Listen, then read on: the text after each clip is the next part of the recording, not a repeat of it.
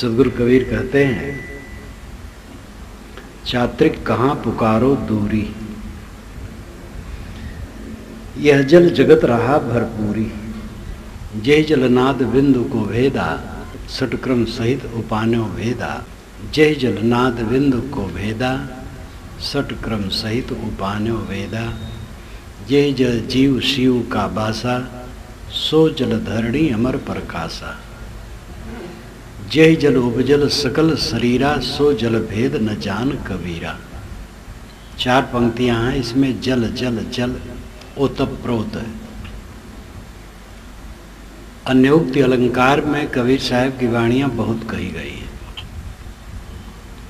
अन्योक्ति अलंकार का अर्थ होता है अन्य उक्ति अलंकार। अलंकार शोभा आभूषण, अन्य उक्ति कहा जाए कुछ अर्थ हो कुछ, ये अन्योक्ति अलंकार है। चातक कहते हैं स्वाति बूंद के लिए पुकारता है। कहावत है पुकारता है कि नहीं पुकारता है। कवि जगत में कलववृक्ष, पारसमणि, सर्पमणि अनेक उदाहरण दिए जाते हैं। कामधेनु, वो सब काल्पनिक होते हैं। बातों को समझाने के लिए उदाहरण वे प्राणवान होते हैं, सशक्त होते हैं।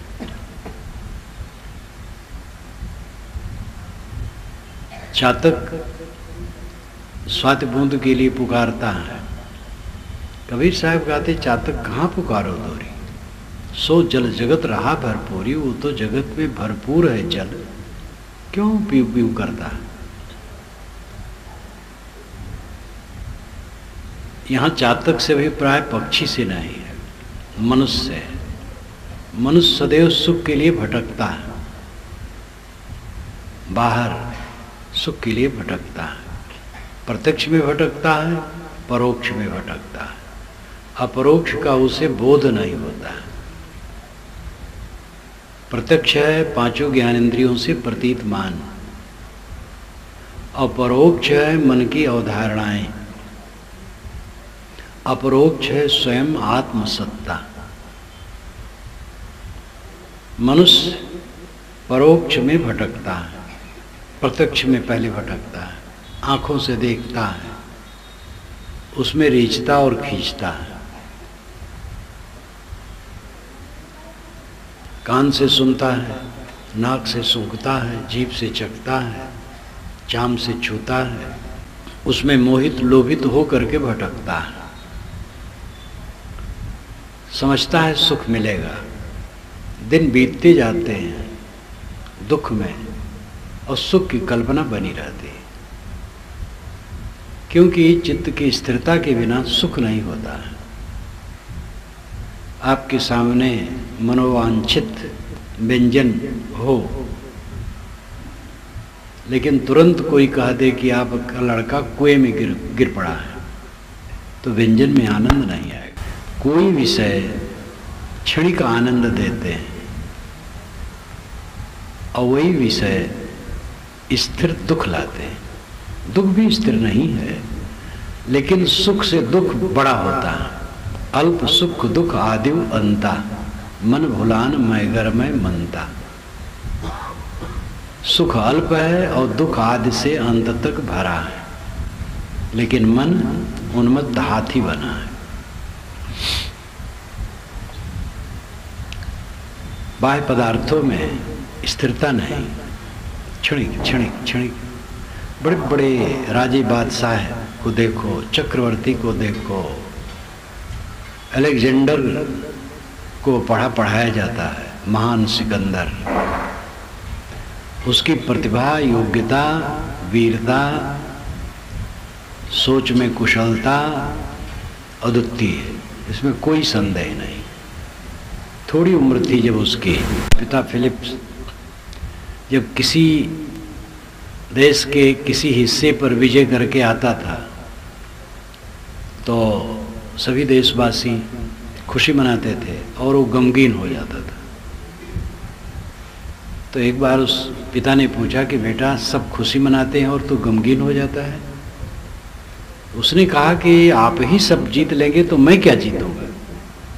इतनी हवस थी उसको जीतने के लिए छुटपन में, और संयोग से इसकी तरुणाई शुरू हुई है और पिता मर गया। ईरान ने उसके देश पर कभी हमला किया था, उसके मन में था अलेक्जेंडर के कि मैं ईरान को हराऊं, जीतूं, और फिर वो साज सामान के साथ चला। उसके साथ बात जुड़ी है एक महात्मा की, डायनीज के पास गया तो विश्व विजय के लिए बताया कि विश्व विजय के लिए निकलना चाहता हूँ। तो महात्मा ने कहा विश्व विजय करके क्या करोगे, तब सुख से रहूँगा। तो उन्होंने कहा मैं वैसे सुख से हूँ, आ जाओ मेरे पास। तो इसका उसके चित्त पर तो बड़ा गहरा प्रभाव पड़ा। चला जाओ। तो मंत्रियों से कहा या तो मैं डायनीज जैसा साधु बनूंगा या तो चक्रवर्ती। और वो ईरान के पहले तमाम देशों पर हमला करता, मारता, काटता चला। ईरान पर भी विजय किया, भारत पर हमला किया। पुर नाम के राजा से लड़ाई हुई, पुर हार गए, लेकिन उसके सैनिक भी थक गए थे और सेनापति भी समझते थे भारतवर्ष को जीतना मुश्किल है। तो जो कुछ जीता था अलेक्जेंडर पुर को दे करके लौटा, अपना सरदार भी रख दिया, रास्ते में मर गया। इतिहास में पढ़ाया जाता है उसके जीवन की कोई उपलब्धि नहीं, शैतानियत, शैतान बना, उलझता रहा, मारता, निरपराधों को मारता रहा। हविस इतनी, एक छोटा सा देश क्या कहना चाहिए, हमारे देश का जिला भी नहीं, पर्वत के ऊपर, खड़े पर्वत के ऊपर, और वो शैतान खुद भी उस पर चढ़ गया सेना लेकर के, वहाँ मार काट करके तुरंत कब्जा कर लिया। अपना सरदार बैठाता गया हर जगह, और अंत हुए सरदार सब स्वतंत्र होते गए। फिर देखने की फुर्सत नहीं, और उलझते उलझते उलझते रास्ते ही में मर गया। क्या पाया? एक कथा है, कही जाती है, इतिहास में पढ़ाया जाता है, लेकिन उसके जीवन की उपलब्धि नहीं। राजा की भी उपलब्धि यही है कि वो शांति से रहे, व्यवस्था करे। जो जितना लड़ता है उसकी व्यवस्था उतनी खराब होती है, और जो व्यवस्था ज़्यादा करता है वो लड़ता नहीं।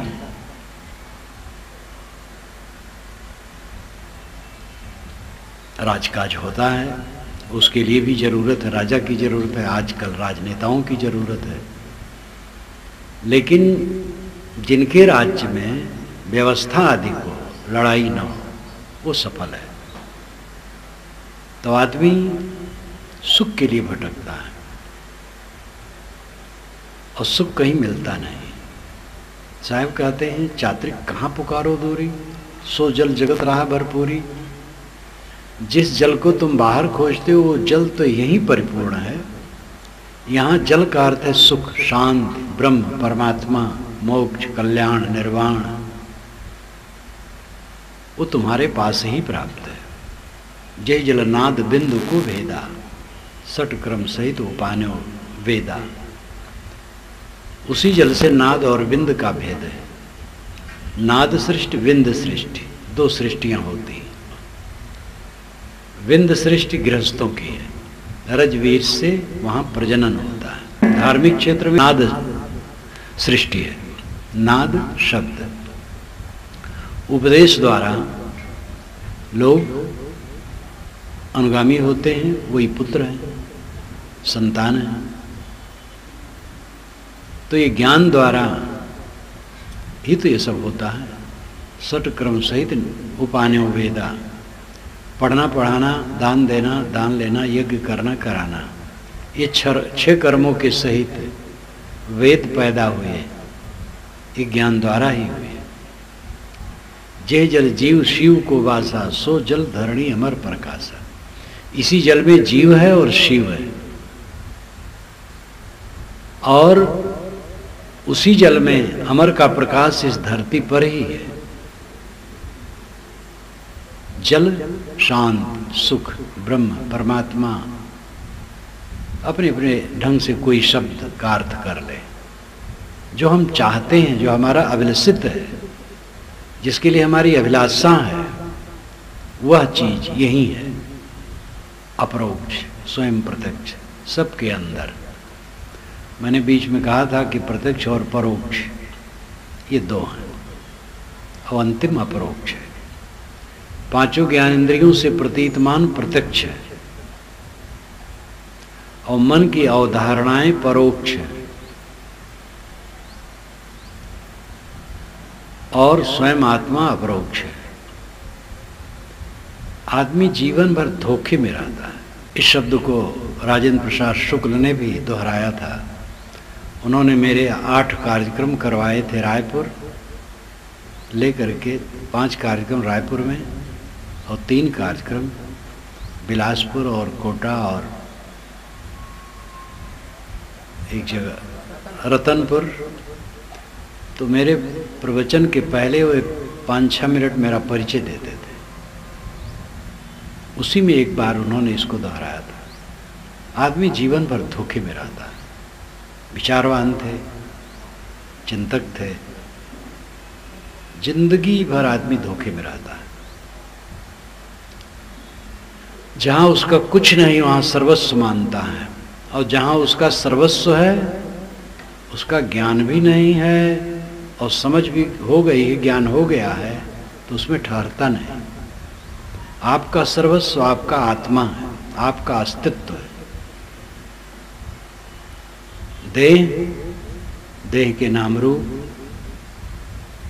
अवस्था, परिस्थिति, गुण, स्वभाव, जो कुछ भी है, ये सब पर है, स्व नहीं। आत्मा स्व है।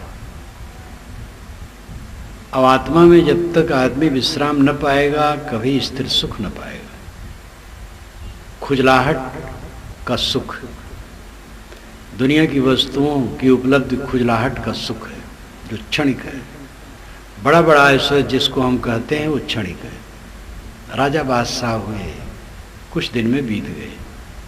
एक बादशाह, मुस्लिम बादशाह, इतना रोबीला था, नाम उसका भूल गया है, और जब याद आता है तब मैं कहता हूँ, उसको फिर से याद भी नहीं कर पाता। दिल्ली में रहता था।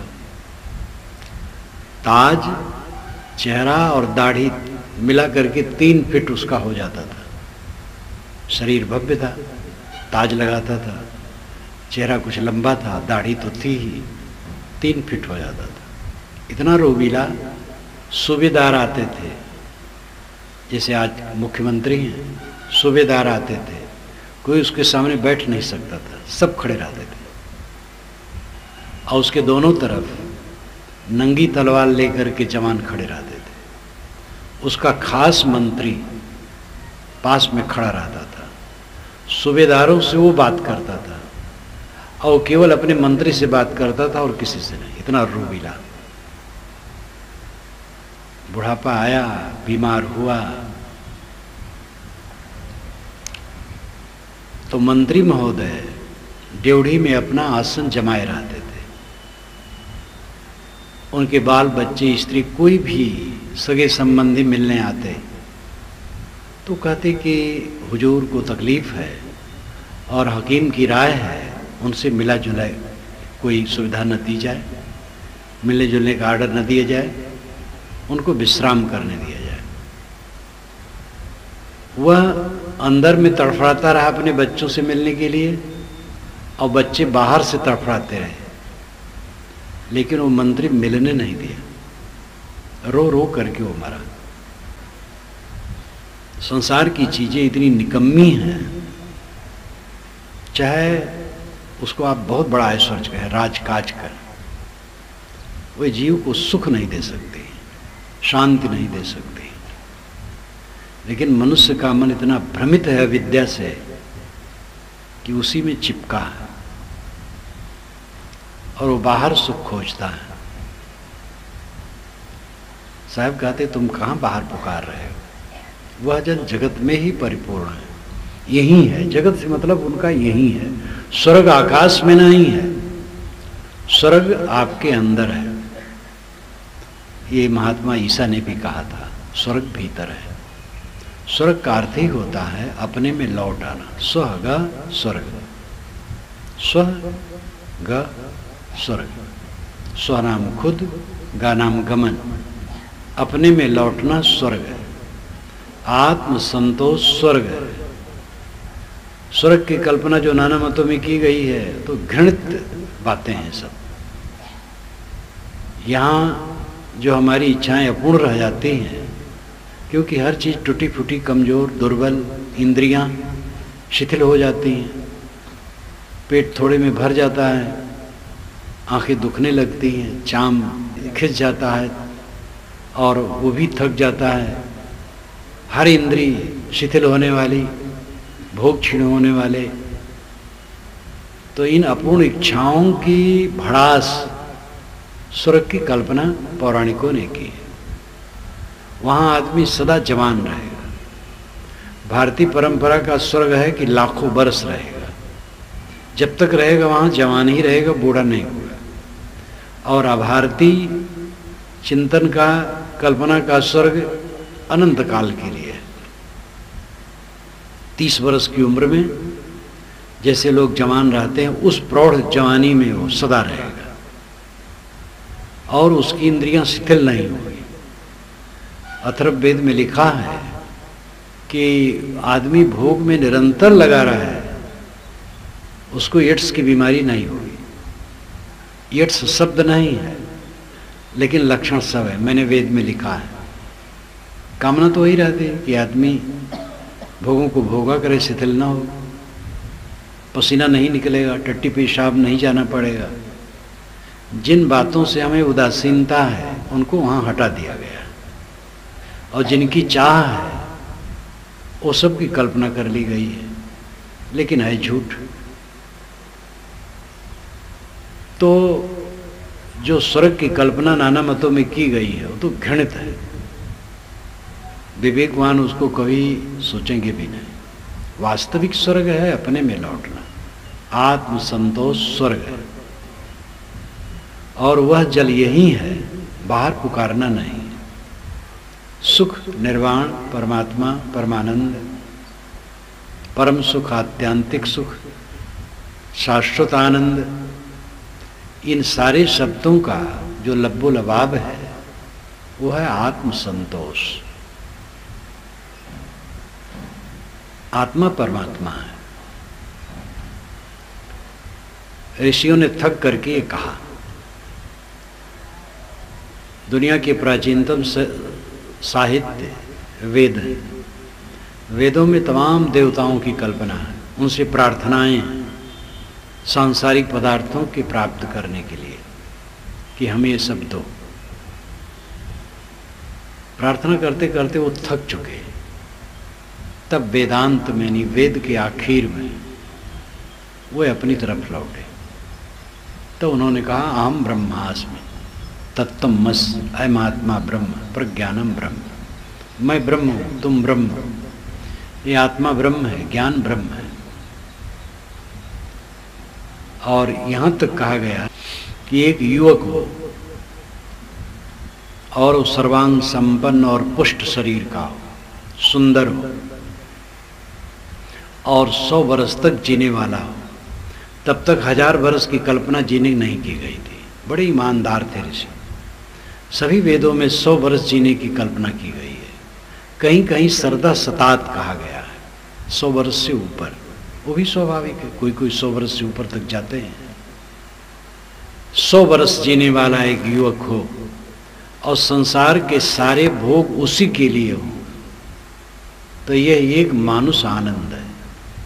ऐसे 100 मानुष आनंद इकट्ठा करे तो एक पितर आनंद है। ऐसे 100 पितर आनंद इकट्ठा करे तो एक देव गंधर्व आनंद है।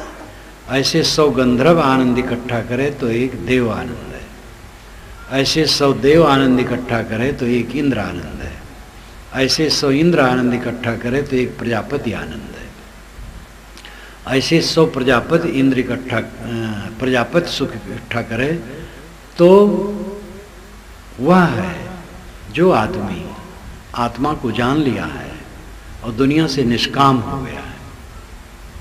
उसके आनंद के बराबर ये सब कोई नहीं है। ये मैंने शॉर्टकट में कहा है और विस्तार से, और उसके आखिर में मैंने लिखा उपनिषद सौरभ में बात आती है।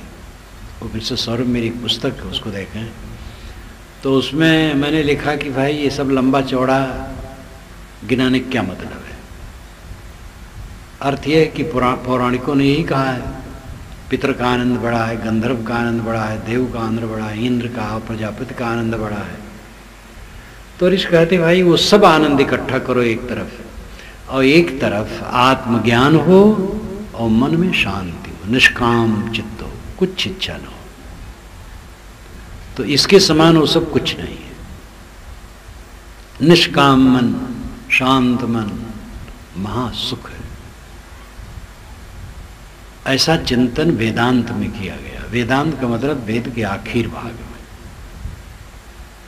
वेद जब तक बने तब तक स्थूल बुद्धि बहुत रही, लौकिक पदार्थों की कामना की गई है।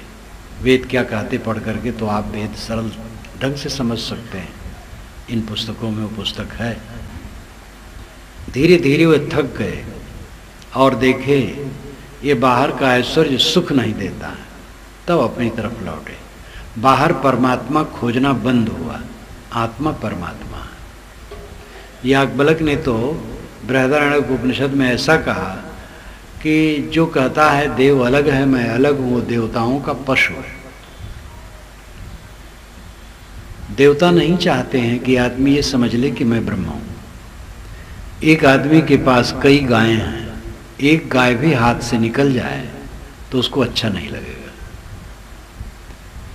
इसी प्रकार कई कई मनुष्य एक देवता की सेवा करते हैं।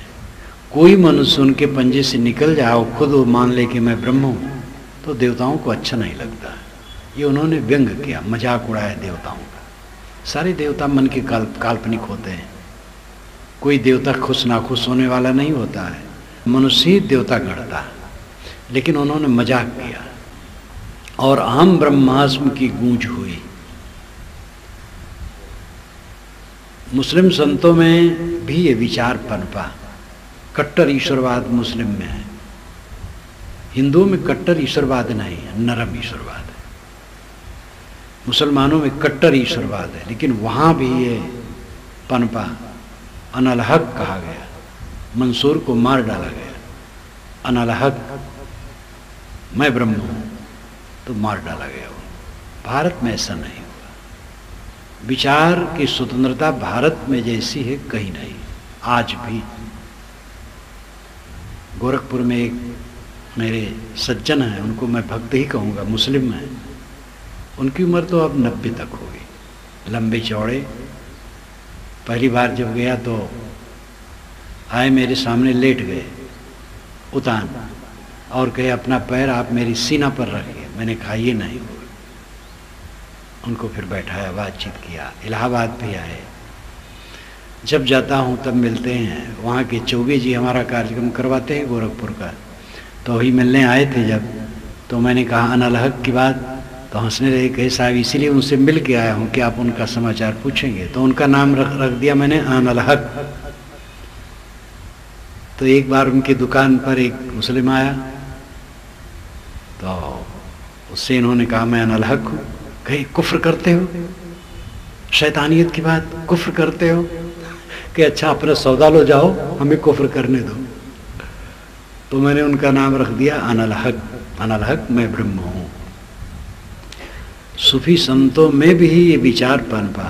राहक हरगिज नयाबी ता नगीरी चार तर्क। तर्क दुनिया, तर्क उकबा, तर्क मौला, तर्क तर्क। ये सूफी संतों ने कहा, मुस्लिम संतों ने। राग हक हरगिज नयाबी ता नगीरी चार तर्क। सही रास्ता तब तक नहीं मिल सकता है जब तक चार का त्याग न करे। तर्क, तर्क का मतलब त्याग। फारसी में तर्क का मतलब त्याग, संस्कृत में भी तर्क का मतलब खंडन कर देना। अरबी, फारसी, संस्कृत, इसको आप देख रहे हैं तो एकदम मिलती जुलती भाषाएं हैं। तो चार का त्याग जब तक नहीं करेंगे तब तक सत नहीं मिलेगा। राह हक, सही रास्ता, हरगिज नयाबी कभी नहीं मिलेगा। तानागिरी तब तक जब तक चार का तर्क नहीं होगा। तर्क दुनिया, तर्क उकबा, तर्क मौला, तर्क तर्क, दुनियादारी का त्याग, विषय वासना का त्याग, भोग के पीछे भागने की प्रवृत्ति का त्याग, तर्क दुनिया। तर्क उकबा, उकबा नाम स्वर्ग, जन्नत, जन्नत की कल्पना का त्याग। और तर्क मौला, मौला ईश्वर, अलग कहीं ईश्वर मिलेगा, इस कल्पना का त्याग। और तीनों के त्याग के अहंकार का त्याग। तर्क तर्क, राह हक, हरगिज नयाबी, तानगीरी, चार तर्क। तर्क दुनिया, तर्क मौला, तर्क उकबा, तर्क तर्क। सही रास्ता तब तक आपको नहीं मिल सकता है जब तक दुनियादारी का त्याग न करें, मोह माया का त्याग न करें, स्वर्ग की कल्पना का त्याग न करें, ईश्वर कहीं अलग है मिलेगा इस भावना का त्याग न करें, तब तक सही रास्ता न मिलेगा। बाहर जहां माने तहां अंदर प्रवेश नहीं कर सकोगे। जहां आपका सुख बाहर है, भीतर प्रवेश होगा ही नहीं। बाहर की कामना भीतर प्रविष्ट होने में भयंकर वैरियर है। जब बाहर की कामना शांत होगी तब भीतर प्रवेश होगा।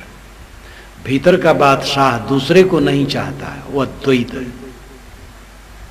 अद्वैत अकेला, द्वैत अद्वैत का मंथन भी चलता रहता है विद्वानों में, और वो ऐसा उलझा लेते हैं द्वैत अद्वैत को। दो विवाद करते करते साहब के सामने आए कि साहब देखो ये कहते अद्वैत है, तो दूसरे ने कहा देखो साहब ये कहते द्वैत है। तो कबीर साहब ने कहा दोनों ठीक कहते हो, तो फिर दोनों कैसे ठीक होगा? कहे नहीं दोनों ठीक। तो उन्होंने समझाया, फिर तुरंत उन्होंने एक साखी कही जो बीजक में है। एक कहूँ तो है नहीं, दो कहूँ तो गारी, है जैसा रहे तैसा, कहें कबीर विचारी। एक कहूँ अगर तो है नहीं, एक ब्रह्म है, एक आत्मा है, तो कौन कहता है, किससे कहता है? आप लोग यहाँ न रहें तो मैं अगर बोलूं तो कोई आएगा तो समझेगा पागल है। कोई है नहीं वो बोल रहा है तो पागल, पागल अपने में बोलता है अकेले में। कोई दूसरा है तब बोला जाता है। प्रचार द्वैत में होता है, इसलिए अद्वैत कहाँ है, एक कहाँ है, नाना है। देखो ये नाना जीव हैं, नाना मनुष्य हैं, जड़ तत्व अनेक हैं, एक तत्व में असंख्य कण हैं, तो एक कहाँ है? एक कहूँ तो है नहीं। लेकिन फिर साहब कहते द्वैत कहूँ तो गार, दो कहूँ तो गारी। अगर दो कहूँ तो गाली देना हुआ सत्य को। जब साधक सारे संकल्पों को छोड़ के आत्मस्थ हो जाता, आत्मलीन हो जाता है, तो वहाँ द्वैत कहाँ है? संकल्पों में द्वैत उपस्थित होता है। जब हम याद करते हैं, स्मरण करते हैं, संकल्प करते हैं, तब द्वैत खड़ा होता है। गाढ़ी नींद में हम कुछ याद नहीं करते हैं, इसलिए अकेले रहते हैं, इसलिए वो महासुख है। वहाँ गाढ़ी नींद का सुख सब समझते हैं, वहाँ द्वैत नहीं रहता है। समाधि में जो साधक ठीक से पहुंच जाता है वो असली सुसुप्ति। सुसुप्ति का शाब्दिक अर्थ होता है अपने को पाना। स्व अपीत सुसुप्ति, स्व नाम खुद, अपीत नाम पाना। अपने को पाना सुसुप्ति है। ये ज्ञान द्वारा, साधना द्वारा जब अपने को पाया जाता है तब इसमें बंधन कटता है। और अवस्था द्वारा जो सुसुप्ति होती है उससे बंधन नहीं कटता है, सुख तो होता है, सब दुख खत्म हो जाता है। चाहे आदमी तिरस्कृत हो, असाध्य बीमारी से ग्रस्त हो, अभावग्रस्त हो, प्रिय का वियोग हो गया हो, बहुत कुछ उसका हक हकूक छिन गया हो, बहुत पीड़ित हो, लेकिन अगर गाढ़ी नींद में पहुंच गया तो कोई दुख नहीं। लेकिन वो अवस्था जन्य दुख है, अवस्था से उत्पन्न सुख है, वो सुख ज्ञान द्वारा नहीं है, इसलिए नींद खुली फिर दुख शुरू। लेकिन जो जागते जागते समाधिस्थ है, आत्मलीन है, वो जागृत सुसुप्त है। जागते जागते मानो सोया है, उसकी ये सुसुप्ति ज्ञानजन्य है, साधनाजन्य है, इसलिए इसके आदि अंत मध्य सब समय सुख है। ऐसी अवस्था में पहुंचने वाला वो होता है जिसका मन बिल्कुल निर्मल हो गया है। तो निर्मल हो गया है तो वैसे सुखी है। समाधि में पहुंचा, वहां संकल्प रहित हो गया, और जब समाधि से जगा, संकल्प करता है, याद करता है, तब भी उसका चित्त प्रशांत है, उसको कोई झटका नहीं, क्योंकि उसे कोई लगाव नहीं, किसी पदार्थ में लगाव नहीं, केवल कर्तव्य करता है, आसक्ति नहीं है, चिपकाहट नहीं है। इसलिए जागृत अवस्था में भी मानो सोया है, क्योंकि ज्ञान से वो अवस्था मिली है उसे। तो साहब कहते द्वैत कहो तो गारी, द्वय कहो तो गारी। जब साधक समाधि में पहुंच गया तो वहां द्वैत कहाँ है? संकल्प शांत हो गया, अपने आप शांत है, वहां द्वैत कहाँ है? द्वैत तो मन से होता है। जब मन याद करे तो बाहर कुछ खड़ा होता है, और जब कुछ याद ही नहीं है तो अकेला है। तो समाधि अद्वैत है, जगत अद्वैत नहीं है। समाधि में साधक पहुंच करके अकेला हो जाता है। और ये जगत, नानात्मक जगत को कोई कहे कि एक है, ये भ्रम है। जगत तो नानात्मक है, जीव असंख्य है, जड़ तत्व अनेक है, एक जड़ तत्व में असंख्य कण है, इलेक्ट्रॉन प्रोटॉन है, तो एक कहाँ है? लेकिन जब समाधि में पहुंचा वहां द्वैत कहाँ है? मन लीन हो गया, वहां द्वैत नहीं, अकेला है। तो व्यवहार नानात्मक है और समाधि एकात्मक है। व्यवहार में नाना है और समाधि में केवल अकेला है। इसलिए साहब कहते एक कहो तो है नहीं और दो कहो तो गारी। व्यवहार को हम एक कहें तो है ही नहीं है, व्यवहार नाना में होता ही है। व्यवहार का अर्थ है बर्ताव, प्राणी पदार्थों का बर्ताव, तो एक कहाँ है? लेकिन जब समाधि में पहुंच गए तो द्वैत कहाँ है? इसलिए है जैसा रहे तैसा। जगत नानात्मक है और नाना रूप में रहेगा। और समाधि अवस्था, परमार्थ अवस्था अद्वैत है, अकेली है, असंग है, कैवल्य है, बका है। अरबी भाषा वाले बका कहते हैं, सूफी संत। शेष हम संस्कृत में कहते शेष है, शेष नाम बचा हुआ। सब कुछ को छोड़ दिया तो अपने आप रह गया शेष। ऐसे सब कुछ छोड़ दिया तो बका खुद रह गया, बका बचा हुआ। तो बका में द्वैत कहाँ है? शेष में द्वैत कहाँ है? शेष तो अद्वैत है। एक कहो तो है नहीं, दो कहो तो गारी। है जैसा रहे तैसा, कहें कबीर विचार।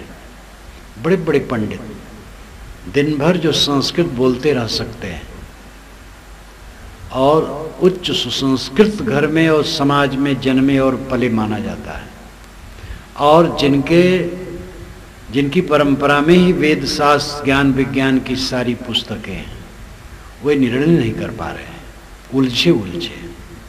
द्वैत अद्वैत, विशिष्टाद्वैत, द्वैताद्वैत, शुद्धाद्वैत, अचिंत भेदा भेद, इन दार्शनिक प्रपंचों को आप देखें तो मन उब जाएगा। उसको वह पुरुष कबीर जिसे कहते हैं कहाँ जन्मा कोई नहीं जानता। पाला गया झुग्गी झोपड़ी में जुला हो गया, पढ़ाई लिखाई क्या प्रबंध हुआ कोई पता नहीं।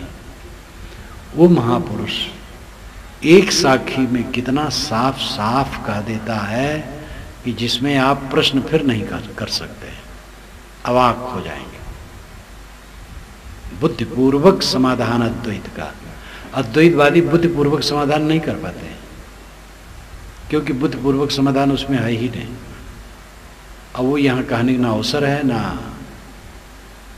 सबके लायक है कि जब वो सबको सब समझ सके, इसलिए उसमें मैं नहीं जा रहा हूँ। कबीर साहब का दिल इतना साफ था और हर चीज इस ढंग से समझते थे। एक पंडित जी तो मुझसे कहते थे कि महाराज कबीर के विषय में तो ये बड़ा आश्चर्य लगता है कि कोई महापुरुष होते हैं तो पहले कच्चा होता है उनका विचार, फिर पकते पकते पकता है। कबीर को तो जहाँ से उठाओ वहीं पक्का है। ये आश्चर्य लगता है कैसे हो गया। मैंने कहा इसीलिए तो उनको लोग अवतार मान लेते हैं, वो फिर गड़बड़ा देते हैं। मनुष्य की मनुष्यता फिर घट जाती है। मनुष्य ऐसा हो सकता है जो बिल्कुल बेलाग हो, सही कह सकता हो, तो ये मानने से मनुष्यता की गरिमा समझ में आती है। नहीं तो अवतार तो फिर अवतार भगवान का अवतार कर सकता, मनुष्य नहीं कर सकता है। जबकि सच्चाई यही है कि सब मनुष्य जिनको हमने अवतार कहा और पैगंबर कहा, सब मनुष्य, और ये सब अलौकिकता की बात कह करके तो मनुष्यता पर लांछन लगाना है, मनुष्यता की क्वालिटी घटाना है। मनुष्य बड़ा कौन है? वेदव्यास जी ने भी कहा, गुह्यम ब्रह्म तदिदम ब्रवीम नहीं मानसा श्रेष्ठतरम किंचित। मैं एक गोपनीय बात बताता हूं, मनुष्य बढ़ करके कुछ नहीं। चंडीदास जी ने कहा, बंगला कवि, सुनो मानुष भाई, सवार ऊपर मानुष तहार ऊपर नहीं। अरे मनुष्य भाई सुनो, सबके ऊपर मानुष श्रेष्ठ है और मनुष्य के ऊपर कोई नहीं। ज्ञान विज्ञान का स्रोत कहाँ है? पानी का स्रोत तो जमीन में है, तेल का पेट्रोल का है, अन्न पानी सब इसमें से निकलता है, रत्न निकलते हैं। इसीलिए साहब ने कहा, सबकी उत्पत्ति धरती सब जीवन प्रतिपाल, धरती न जाने आप गुण ऐसा गुरु विचार। सबकी उत्पत्ति धरती है, धरती से सब कुछ पैदा होता है, रत्न, तेल, पेट्रोल, पानी, पत्थर, कंकर, चूना, रतन, फल फूल, अन्न, साग सब्जी, सब कुछ। तो इसीलिए इसको वसुधा कहते हैं। वसुनाम धन, धानाम धारण, जो धन को धारण करे वो वसुधा। ये पृथ्वी वसुधा है। तो हमें परम सुख, परमानंद खोजते खोजते जीवन बीता जा रहा है और मिल नहीं रहा। साहब कहते, कहाँ पुकार रहे हो बाहर? सो जल जगत रहा भरपूरी, इसी जगत में जहाँ बैठे हो मिट्टी गोबर में, वही वो है। अपने को समझो, अपने को ठीक करो। सब बात तो है मन का विकार, मन की तृष्णा, मन का उद्वेग, इसी में सारा दुख पैदा होता है। मन का उद्वेग शांत हो, मन का विकार शांत हो, मन की मलिनता नष्ट हो, तृष्णा नष्ट हो, तब वो सुख मिलेगा जो हम चाहते हैं। चात्रिक कहाँ पुकारो दूरी, सो जल जगत रहा भरपूरी। जय जलनाद बिंदु को वेदा, सटक्रम सहित उपान्यो वेदा, सो जल धरणी अमर प्रकाशा। वह जल इसी धरणी पर है और अमर रूप से प्रकाशित है। जल का मतलब यहाँ आत्मा, वह आत्मा, वह परमात्मा, वह ब्रह्म आप में है, आपका अस्तित्व है। परम सुख आप चाहते हैं, परमानंद चाहते हैं, पर ब्रह्म चाहते हैं, खुदा और गॉड को चाहते हैं, महासुख चाहते हैं, अनंत सुख चाहते हैं। ये सारे शब्दों का अर्थ आपका अस्तित्व है। अपने को ठीक कर लो बस, महाआनंद। 3 पाद अमृत में स्थित हैं। जब एक बूढ़े ने पूछा, इसी छत्तीसगढ़ के जंगली क्षेत्र में, चरणदास महंत के क्षेत्र में मेरा कार्यक्रम था, परिहार साल, तो वो बूढ़ा आया और कहा, महाराज वेद में जो ये लिखा है कि 3 पाद अमृत में स्थित है और 1 पाद में जगत है, तो जगत तो दिखाई देता है, जो ब्रह्म के 3 पाद अमृत में स्थित हो कहाँ है? मैंने कहा वो केवल कागज में है। तो स्तब्ध रह गया। कि महाराज मैं बहुत मंडलेश्वर जगत गुरुओं से पूछा, कहीं संतोषजनक उत्तर नहीं मिला। आपसे आशा थी तो मैंने कहा, मैंने बताया कि वो केवल कागज में है और कहीं नहीं। तब कहे तब कहीं अमृत है?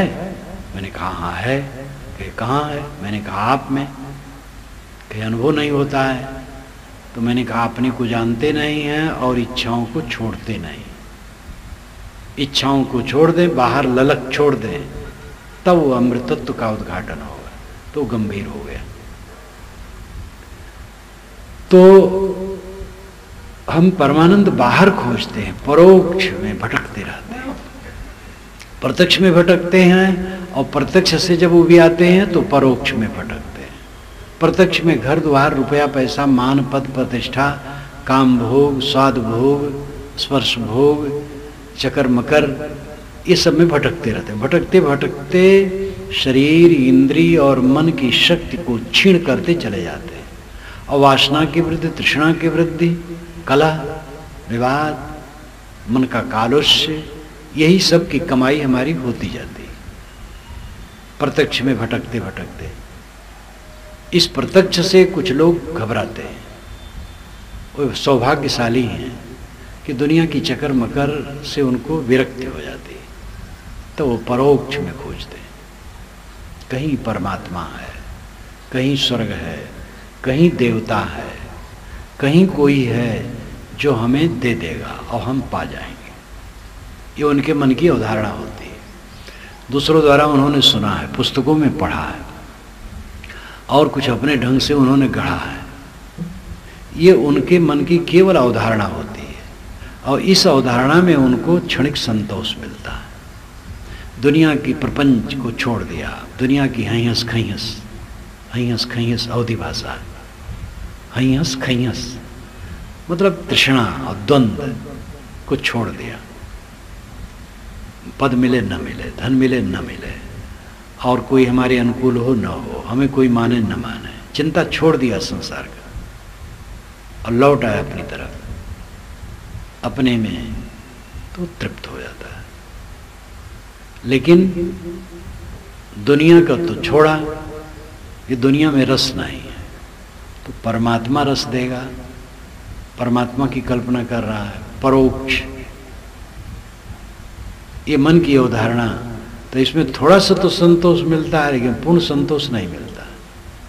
अच्छे अच्छे संत जो परोक्ष में ईश्वर खोजते हैं बाहर, वे अंतिम तक तो यही रोना रोते हैं, अभी तक भगवान के दर्शन नहीं हुए। अब भगवान कोई ऐसा नहीं जिसका दर्शन हो, ईश्वर कोई ऐसा नहीं जिसका दर्शन हो। जो दर्शन होता है वो दृश्य का होता है और दृश्य रूप है। इसीलिए श्रुतियों में कहा गया है, अरूपम अगद्धम अशब्दम अस्पर्शम, वो शब्द गंध स्पर्श से रहित है। यच्चक्षुषा न पश्यति येन चक्षुंस पश्यति तदेव ब्रह्मत्वं विद्ध नेदम इदम उपास्ते।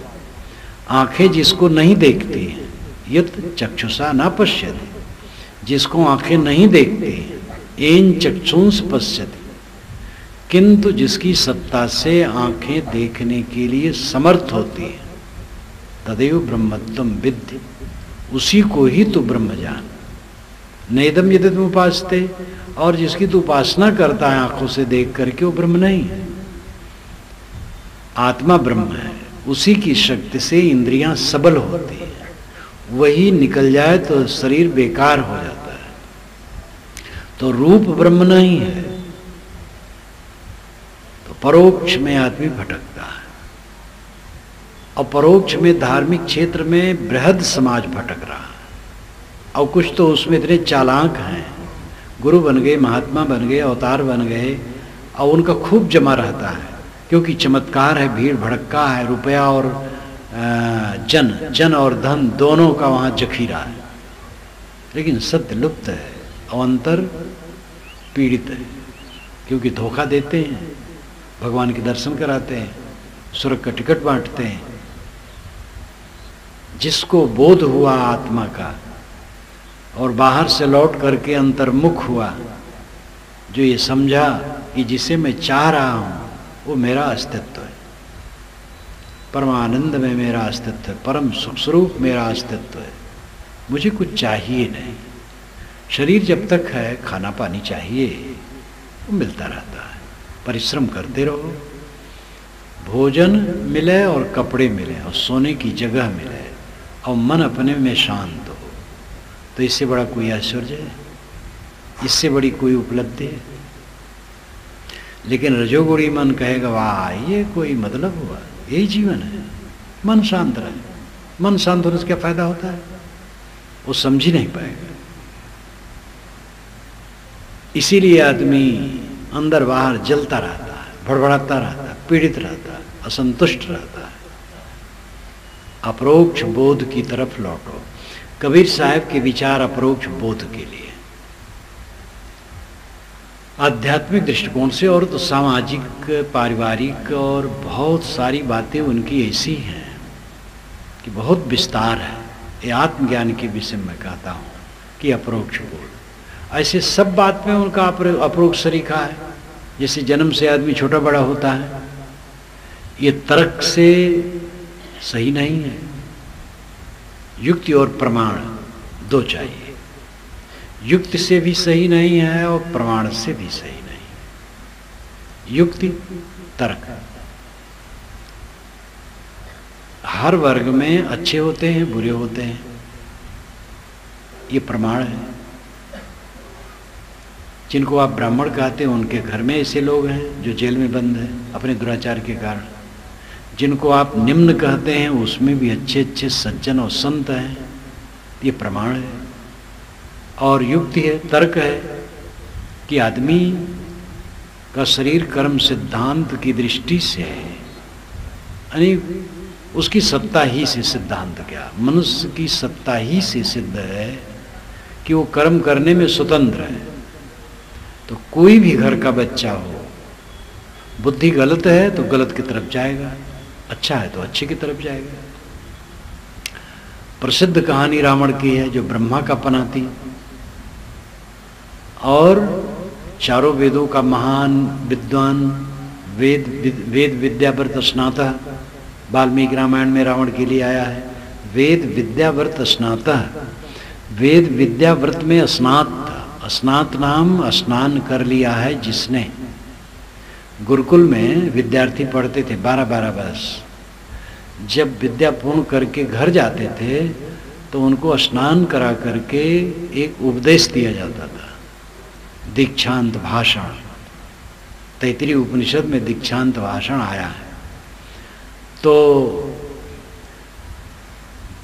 स्नान के बाद जो संस्कार दे के भेजा जाता तब उनको कहा जाता स्नात हो गए। स्नात नहीं, उत्तीर्ण हो गए। स्नात से फिर उत्तीर्ण मान लिया गया। आज भी स्नात कहा जाता है। अब वो चीज़ तो नहीं रही स्नान कराने।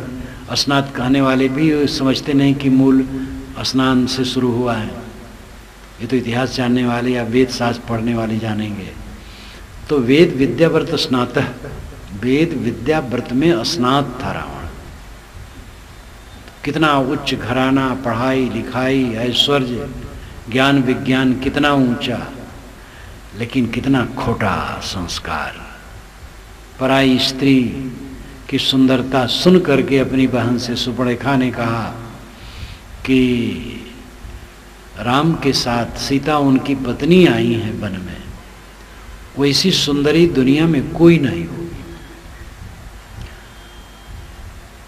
तो वो मोहित हो गया, भटक गया और उसी के पीछे वो सब प्रपंच रचा।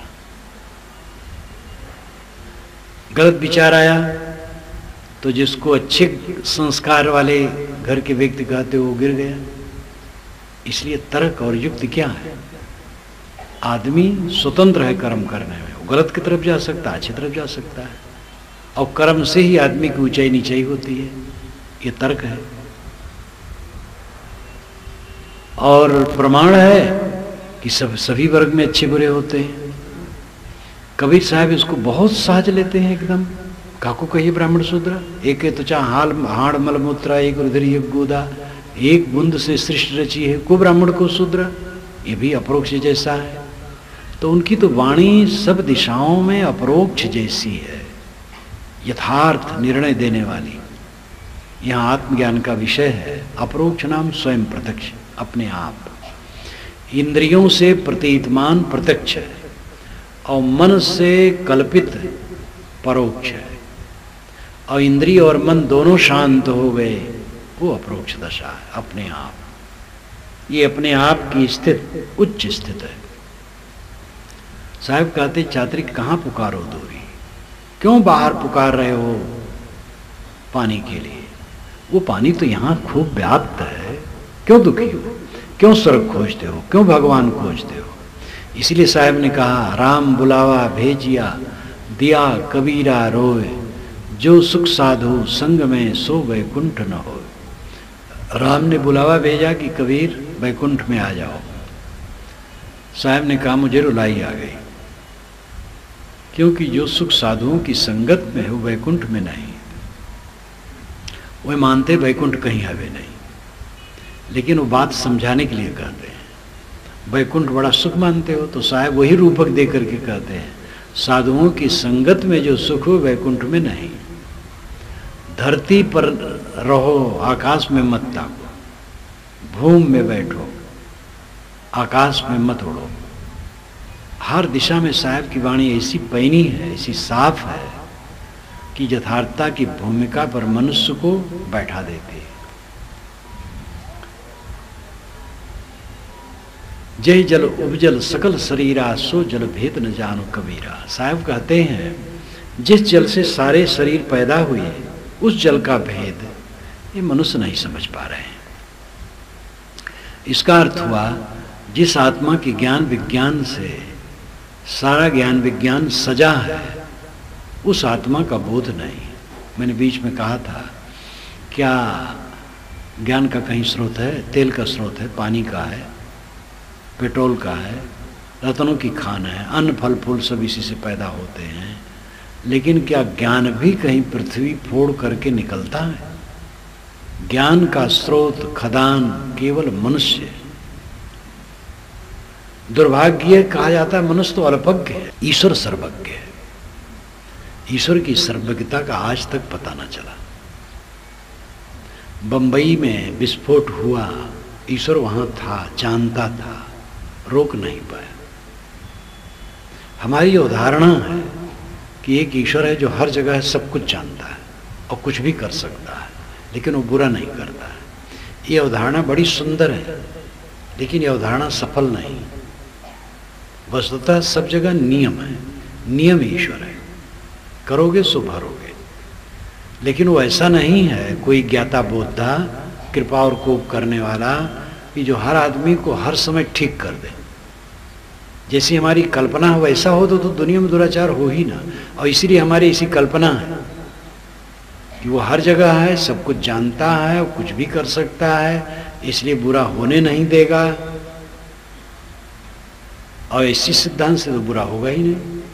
जहाँ लोग घी में डालडा मिलाते हैं, चना में कंकड़ मिलाते हैं और डालडा में भी चर्बी मिलाते हैं, बड़े बड़े गबन होते हैं, परस्त्री अपहरण होता है और एक वर्ग के लोगों को छड़ीम भून दिया जाता है, या जितने दुराचार होते हैं वो सब बिल्कुल नहीं हो सकता है, क्योंकि वहाँ वो है, वो सब जानता है और कुछ भी कर सकता है, सर्वशक्तिमान है।